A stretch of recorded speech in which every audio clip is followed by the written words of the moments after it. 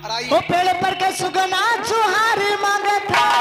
वो भाग चला भौजाई देवर धक्का मारते वो भाग चला भौजाई देवर धक्का मारते वो फेसबुक का बबुनी कमेंट वो फेसबुक का बबुनी कमेंट मांगता अपना जीवन साथी परमानेंट वो फेसबुक पर बबुनी कमेंट मांगता वो अपन जीवन साथी परमानेंट मांगता वो मीडिया में नेताजी चर्चा मांगता वो मीडिया में नेताजी चर्चा मांगता दीवा कर दाल भात मांगता वो भाग चला भौजाई